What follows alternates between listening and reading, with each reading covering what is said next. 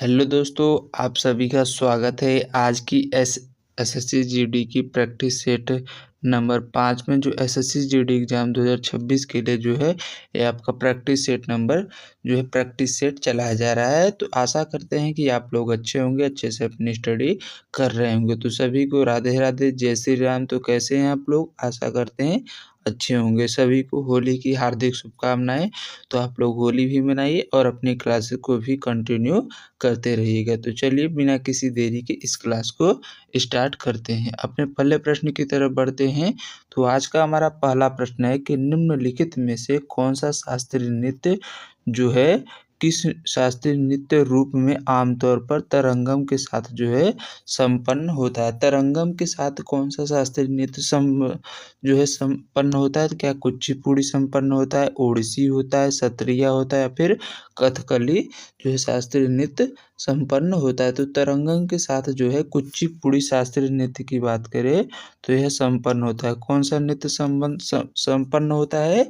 तो कुचिपुड़ी जो नृत्य है वो तरंगम जो है ये आमतौर पर इसके साथ जो है संपन्न होता है। इस नृत्य को जो करने वाले को जो है भगवतालू कहते हैं। पीतल की तस्तरी में जो है पैर रखकर जो है डांस करने का जो इसमें प्रचलन होता है उसी को जो है वो तरंगम कहते हैं। इसके जनक की बात करें तो कुचिपुड़ी के जो जनक हैं वो कौन है? तो कुचिपुड़ी के जनक जो है सिद्धेंद्र योगी हैं। कौन है? सिद्धेंद्र योगी जो है वो कुचिपुड़ी के जनक हैं। सिद्धेंद्र योगी जो हैं वो कौन है? वो कुचिपुड़ी के जो हैं वो जनक है। इसमें जो है भामकल्पम नाटक की रचना इन्होंने ही सिद्धेंद्र योगी के द्वारा ही किया गया था। बात करें मंडूक शब्दम जो है किससे संबंधित है? कुचिपुड़ी में जो है संबंधित है। कुचिपुड़ी को जो है जलचित्र नृत्य के रूप में भी जाना जाता है। किसके रूप में जाना जाता है? जलचित्र नृत्य के रूप में जो है कुचिपुड़ी को जानते हैं। ओडिसी जो है उड़ीसा में होता है।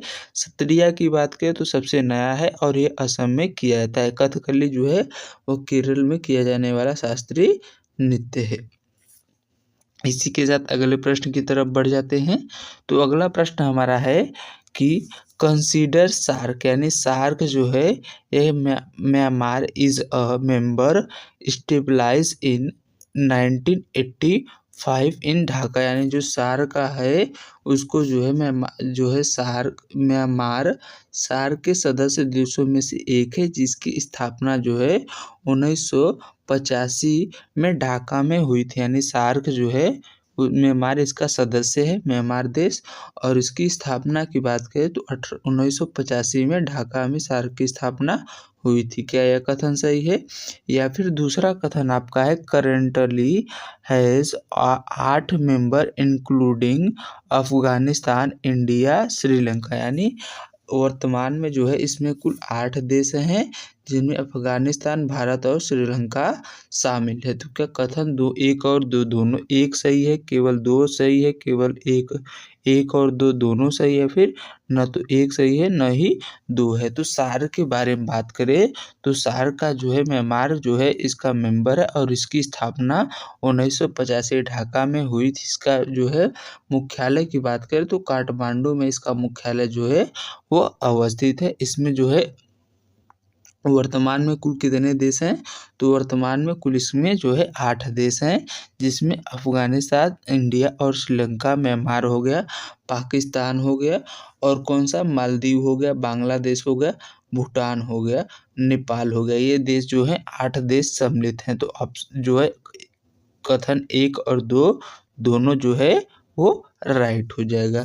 वहीं बात करें सार्क विकास कोष का जो है कहाँ पर है? तो थिम्पू में अवस्थित है। और सार्क विश्वविद्यालय जो है वो नई दिल्ली में अवस्थित है जो सन 2010 में इसकी स्थापना की गई थी। इसी के साथ अगले प्रश्न में बढ़ते हैं। तो अगला प्रश्न हमारा है कि प्रतिष्ठित ग्रैमी पुरस्कार जो है, कौन सा पुरस्कार? प्रतिष्ठित ग्रैमी पुरस्कार जो है वह निम्नलिखित में से किस क्षेत्र में उत्कृष्टता हेतु जो है वो प्रदान किया जाता है? खेलकूद के क्षेत्र में, संगीत के क्षेत्र में, राजनीति के क्षेत्र में या फिर राज जो है कार्य के क्षेत्र में दिया जाता है। तो जो है बात करें ग्रैमी अवार्ड की, तो ये संगीत के क्षेत्र में जो है उत्कृष्टता जो है वो हेतु जो है इसको प्रदान किया जाता है। किसके क्षेत्र में? संगीत के क्षेत्र में। वहीं बात करें ग्रामोफोन अवार्ड की, तो यूएसए के द्वारा जो है इसको प्रदान किया जाता है संगीत के क्षेत्र में। इसकी स्थापना जो है 1959 में की गई थी। वहीं बात करें 2025 के संस्करण का जो ग्रैमी अवार्ड था वो कौन से क्रम का था? तो 67वें क्रम का था। जो है वीओ से जो है एल्बम कंपनी ऑथर को जो है वो प्राप्त हुआ था। किसको प्राप्त हुआ था? वीओ द कंपनी कॉम्बे और कोर्थर को जो है इसको जो है प्राप्त किया गया था। इसी के साथ अगले प्रश्न में बढ़ते हैं। तो अगला प्रश्न हमारा है कि निम्नलिखित में से कौन सा रेलवे जोन का मुख्यालय जो है सही सुमेलित नहीं? क्या दक्षिण पश्चिम का मुख्यालय हुबली है, दक्षिण पूर्वी मध्य का मुख्यालय बिलासपुर है, पश्चिमी मध्य का जबलपुर है और दक्षिण मध्य का बेंगलुरु है? तो इनमें से कौन सा सही सुमेलित नहीं है? तो बात करें सही सुमेल की, तो दक्षिण मध्य रेलवे का मुख्यालय जो है वह सिकंदराबाद तेलंगाना में अवस्थित है, न कि बेंगलुरु में अवस्थित है। कौन सा? दक्षिण मध्य रेलवे का मुख्यालय कहाँ पर है? सिकंदराबाद तेलंगाना में। कहाँ पर अवस्थित है? सिकंदराबाद में है। सिकंदराबाद तेलंगाना में जो है वो अवस्थित है, न कि बेंगलुरु में। तो ऑप्शन नंबर डी जो है वो राइट हो जाएगा। कौन सा ऑप्शन राइट हो जाएगा? डी। वहीं बात करें उत्तरी जोन का मुख्यालय कहाँ पर है? नई दिल्ली में है और दक्षिणी जोन का मुख्यालय चेन्नई में है। कुल रेलवे जोनों की संख्या की बात करें तो कुल 18 रेलवे जोन है। कितने रेलवे जोन है? 18 रेलवे जोन है। भारत का रेलवे बोर्ड एक्ट कब आया था? तो 1905 में आया था। रेल मंत्री कौन है? अश्विनी वैष्णव वर्तमान में रेल मंत्री हैं। भारत का पहला इंजन रहित रेल की बात करें तो वंदे भारत जो है वो ट्रेन जो है पहला इंजन रहित रेल है। रेलवे संग्रहालय कहाँ पर है? नई दिल्ली में है और रेलवे का शुभंकर भोलू नामक हाथी है। इसी के साथ अगले प्रश्न की तरफ बढ़ जाते हैं। तो अगला प्रश्न हमारा है कि विश्व का दूसरा सबसे पुराना क्रिकेट क्लब भारत में है, वो कहाँ पर स्थित है? मुंबई में, कोलकाता में, हैदराबाद या फिर चेन्नई में? तो विश्व का दूसरा सबसे पुराना जो है क्रिकेट क्लब है वो कोलकाता में अवस्थित है। कहाँ पर अवस्थित है? तो कोलकाता में जो है अवस्थित है। विश्व का पहला क्लब की बात करें तो मेरी ले बोन है, लंदन में अवस्थित है। और जो कोलकाता में है वो कब बना था? तो 1792 में जो है इसकी स्थापना ब्रिटिश लोगों ने किया था। भारत का पहला स्वदेशी जो है ओरिएंटल क्रिकेट क्लब जो है कहाँ पर है? हैदराबाद में अवस्थित है। चेन्नई में बात करें तो पहला आईपीएल मैच जो है बेंगलुरु में ही एम एस चिन्नास्वामी स्टेडियम में जो है वो खेला गया था। 1983 की फाइनल की बात करें तो लॉर्ड क्रिकेट मैदान जो है वहाँ पर क्रिकेट का जिसको मक्का कहा जाता है वहाँ पर खेला गया था। युवराज सिंह ने 6 छक्के जो है वो किंग्स फील्ड डरबन में लगाया था। सचिन तेंदुलकर का पहला दोहरा शतक की बात करें तो कैप्टन रूप में क्रिकेट स्टेडियम जो है वो किया गया। कहाँ पर किया था? कैप्टन रूप सिंह क्रिकेट स्टेडियम जो है ग्वालियर में जो है सचिन तेंदुलकर ने दोहरा शतक लगाया था। इसी के साथ अगले प्रश्न की तरफ बढ़ते हैं। अगला प्रश्न हमारा है कि पुस्तकों और उनके लेखकों में निम्नलिखित युग्मों पर विचार करना है। तो यहाँ पर पुस्तक लेखक दिया है ना, तो विचार कहाँ से करेंगे आप लोग। इसी के साथ अगले प्रश्न में बढ़ते हैं। अगला प्रश्न हमारा है कि भारतीय संविधान में न्यायपालिका की स्वतंत्रता और मौलिक अधिकार कहाँ से लिए गए हैं? स्वतंत्रता, न्यायपालिका की स्वतंत्रता और मौलिक अधिकार की बात करें तो ये दोनों गलत हैं। यहाँ पर यह हो जाएगा। कहाँ से लिया गया है? तो इसको अमेरिका के संविधान से जो है वो लिया गया है। किसके संविधान से लिया गया है? तो अमेरिका से के संविधान से जो है वो न्यायपालिका की स्वतंत्रता और मौलिक अधिकार को जो है वो कहाँ से लिया गया है? तो अमेरिका का जो संविधान है वो वहाँ से लिया गया। किसके संविधान से? तो अमेरिका के संविधान से इसको लिया गया है।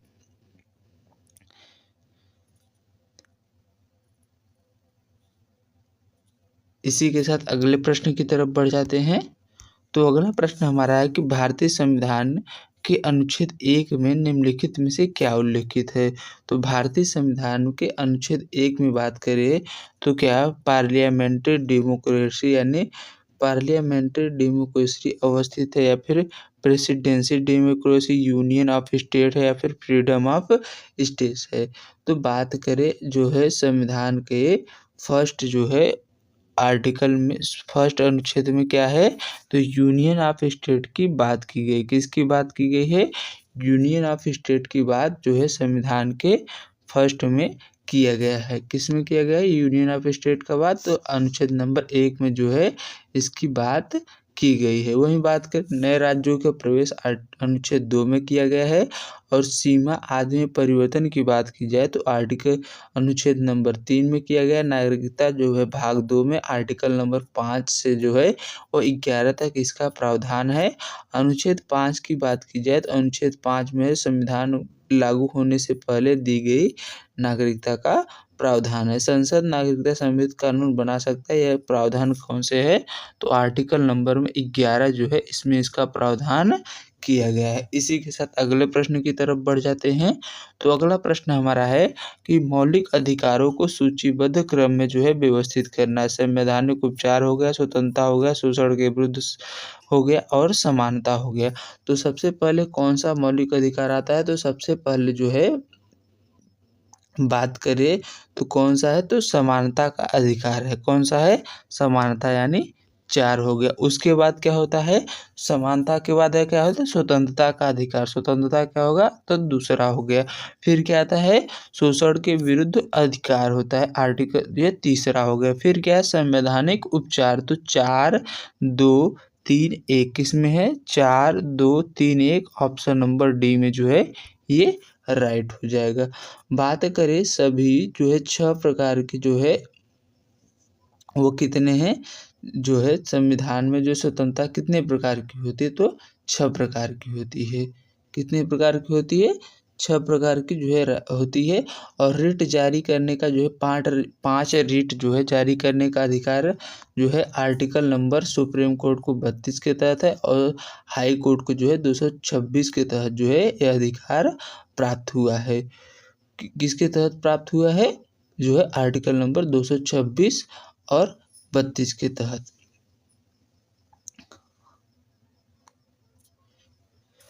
इसी के साथ अगले प्रश्न की तरफ बढ़ जाते हैं। तो अगला प्रश्न हमारा है कि निम्नलिखित में से कौन सा अधिकारी अलाउद्दीन खिलजी के बाजार नियंत्रण से संबंधित नहीं था?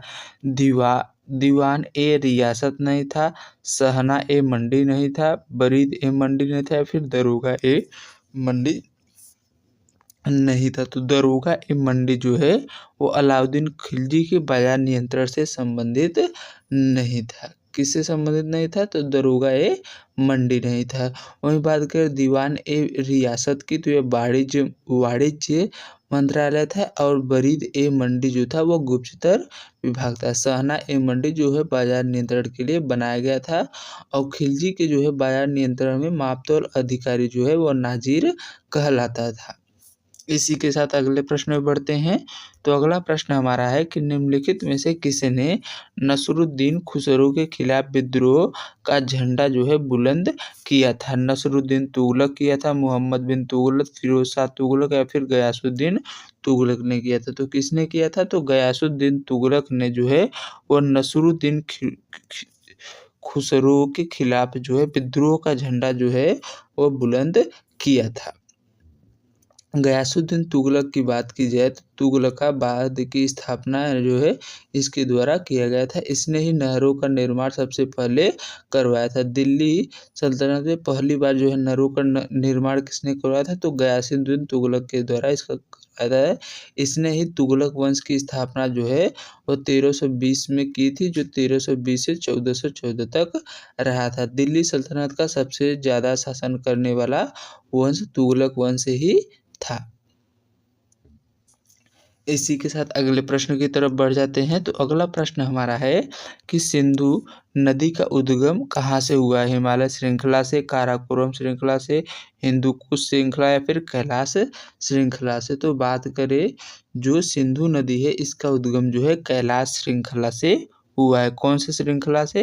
कैलाश श्रृंखला से जो है वो सिंधु नदी का उद्गम जो है बोकरचू हिमनद से हुआ है। सिंधु समझौता की बात की जाए तो 19 सितंबर सन 1960 में भारत और पाकिस्तान के मध्य हुआ था। इसमें हस्ताक्षर जो है नेहरू जी अयूब खान के द्वारा किया गया था, जिसमें 80% पाकिस्तान को जल और 20% इंडिया को दिया जाएगा, ऐसा जो है बात किया गया था। पाकिस्तान को जो है सिंधु, झेलम और चिनाब नदियों का जल और ब्यास, रावी और सतलुज का जल जो है वो भारत उपयोग करेगा। इसी के साथ अगले प्रश्न की तरफ बढ़ते हैं।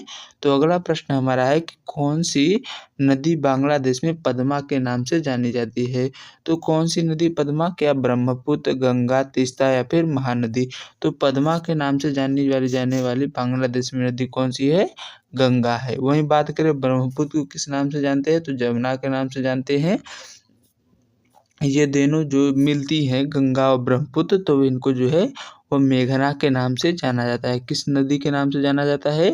मेघना नदी के नाम से जो है जब ये दोनों एक साथ मिल जाती हैं तो उसको मेघना की नदी के नाम से जानते हैं। गंगा को ऊपरी दो नदियाँ के जो है अलकनंदा और भागीरथी मिलकर जो है वो गंगा नदी का निर्माण करती हैं। गंगा बेसिन जो है 25% का क्षेत्रफल कवर करता है, जिसमें 43% जनसंख्या निवास करती है। गंगा नदी की बात करें तो ये उत्तराखंड, उत्तर प्रदेश, बिहार, झारखंड और पश्चिम बंगाल क्षेत्रों में बहती है। बात करें नमामि गंगे परियोजना है वो कब स्टार्ट की गई थी? तो जून सन 2014 में स्टार्ट की गई थी। इसको राष्ट्रीय नदी का जो दर्जा है सन 2008 में जो है वो प्रदान किया गया था। कब प्रदान किया गया था? सन 2008 में राष्ट्रीय नदी का दर्जा जो है प्रधानमंत्री मनमोहन सिंह के द्वारा इसको प्राप्त किया गया था। इसी के साथ अगले प्रश्न में बढ़ते हैं। तो अगला प्रश्न हमारा है कि बॉम्बे स्टॉक एक्सचेंज जो है BSE आधिकारिक तौर पर किस नाम से मान्यता प्राप्त है? Indian financial association, native share and stock brokers association या फिर मुंबई शेयर मार्केट या फिर एशिया स्टॉक एसोसिएशन के रूप में जो है मान्यता प्राप्त है। तो बॉम्बे स्टॉक एक्सचेंज की बात की जाए तो ये जो है native share and stock brokers association के रूप में जो है इसको मान्यता प्राप्त है। किसके रूप में? Native share and stock brokers association के रूप में मान्यता प्राप्त है। एशिया का सबसे पुराना स्टॉक एक्सचेंज है। वहीं बात करें NSE के फुल फॉर्म की, तो NSE का फुल फॉर्म जो होता है नेशनल स्टॉक एक्सचेंज होता है, जिसकी स्थापना 1992 में शुरू हुआ था। और काम कब शुरू हुआ था? 1994 में। BSE की स्थापना की बात की जाए तो प्रेमचंद रायचंद्र के द्वारा जो है 1875 ईस्वी में इसकी स्थापना हुई थी। अगले प्रश्न की तरफ बढ़ते हैं। अगला प्रश्न हमारा है कि प्रधानमंत्री फसल बीमा योजना के तहत कितने क्षतिपूर्ति स्तर की निर्धारित किए गए हैं? 4 स्तर की, 5 स्तर की, 2 स्तर की या फिर 3 स्तर की? तो प्रधानमंत्री जो है फसल बीमा के तहत क्षति स्तर की बात करें तो 3 स्तर को इसको निर्धारित किया गया है। 70%, 80% और 90%। सबसे ज़्यादा जोखिम के लिए 70% और सबसे कम के लिए जो है वो 90% जो है क्षतिपूर्ति मिलती है। प्रीमियम बीमा की रबी के लिए 1.5%, खरीफ के लिए 2% और वाणिज्यिक के लिए जो है वो 5% दिया जाता है। किसान सम्मान निधि योजना की शुरुआत की बात करें तो 24 फरवरी सन 2019 को शुरू किया गया था। वहीं PM कृषि सिंचाई योजना की बात करें तो 1 जुलाई सन 2015 को शुरू हुआ था। और PM कुसुम योजना जो है इसको सन 2019 में शुरू किया गया था। इसी के साथ अगले प्रश्न में बढ़ते हैं। अगला प्रश्न हमारा है कि गतिशील वस्तु की गतिज ऊर्जा किस पर निर्भर करती है? वजन और स्थान पर, द्रव्यमान और स्थान पर, द्रव्यमान और त्वरण या फिर द्रव्यमान और वेग पर?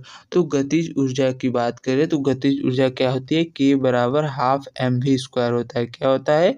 के बराबर हाफ mv² होता है तो द्रव्यमान और वेग पर निर्भर करेगा। किस पर निर्भर करेगा? तो द्रव्यमान और वेग पर जो है गतिज ऊर्जा निर्भर करती है। गतिज ऊर्जा में जो वस्तु की गतिज ऊर्जा द्रव्यमान और वेग पर निर्भर करेगी। वहीं स्थितिज ऊर्जा में द्रव्यमान, गुरुत्वीय त्वरण और ऊंचाई पर निर्भर करेगी, क्योंकि U बराबर क्या होता है?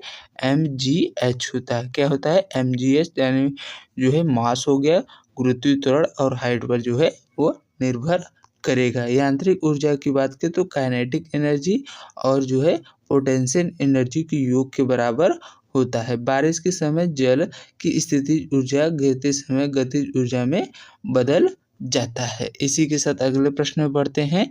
तो अगला प्रश्न हमारा है कि डाल्टन का सिद्धांत किस नियम पर आधारित था? क्या स्थिर नियत अनुपात पर था, रासायनिक संयोजन पर था, गति संरक्षण या फिर द्रव्यमान संरक्षण पर? तो बात करें डाल्टन का जो परमाणुिक मॉडल था वो किस पर जो है वो संरक्षित है? तो परमाणु का जो है सिद्धांत था। तो ये किस पर संरक्षित था? आप लोग जो है कमेंट करके होमवर्क में जो है वो बताइएगा। इसी के साथ अगले प्रश्न में बढ़ते हैं।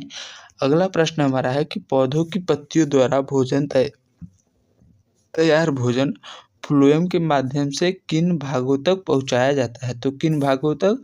केवल बीजों और विभोजकों तक, केवल जड़ों और बीजों तक, केवल जड़ों और फलों तक, जड़ों, बीजों, फलों और विभोजकों तक। तो पौधों की पत्तियों के द्वारा तैयार जो है भोजन फ्लोएम के माध्यम से जो है जड़ों, बीजों, फलों और विभोजकों तक जो है वो पहुंचाया जाता है। इसी के साथ अगले प्रश्न की तरफ बढ़ते हैं। तो अगला प्रश्न हमारा है कि स्वतंत्र भारत ने गणतंत्र दिवस 2026 पर मुख्य अतिथि के रूप में किसे आमंत्रित किया? इमैनुअल मैक्रों को, एंटोनियो कोस्टा को, उर्मिला वान डेर लेयन को या फिर B&C दोनों को? तो बात करें भारत ने किसको आमंत्रित किया था? तो एंटोनियो कोस्टा और उर्मिला वान डेर लेयन को जो है B&C दोनों को आमंत्रित किया था। सन 2024 में जो है इमैनुअल मैक्रोन जो है वो भारत आए थे। कौन? इमैनुअल मैक्रोन अतिथि के रूप में। एंटोनियो कोस्टा जो है यूरोपीय परिषद के अध्यक्ष थे और उर्मिला वान डेर लेयन की बात करें तो यूरोपीय कमीशन के अध्यक्ष थे। सबसे पहले अतिथि कौन थे? 1950 में सुकर्णो आए थे। कहाँ के थे? इंडोनेशिया के थे। इसी के साथ अगले प्रश्न की तरफ बढ़ते हैं। तो आज का हमारा अंतिम प्रश्न है कि नवंबर 2025 में प्रधानमंत्री नरेंद्र मोदी ने कहां पर आयोजित G20 शिखर सम्मेलन में शामिल हुए? दुबई में, जोहान्सबर्ग में, रियो द जेनेरियो में, फिर अदीस अबाबा में। तो कहां पर प्रधानमंत्री नरेंद्र मोदी शामिल हुए थे? तो जोहान्सबर्ग दक्षिण अफ्रीका में जो है G20 सम्मेलन शिखर सम्मेलन जो हुआ था वहां पर शामिल हुए थे। यहाँ पर एकजुटता, समानता और स्थिरता जो है वो देखा गया था। इसमें जो 19 देश प्लस यूएई प्लस अफ्रीकी जो है यूनियन शामिल हुए थे। G20 की स्थापना की बात करें तो 1999 में हुआ था।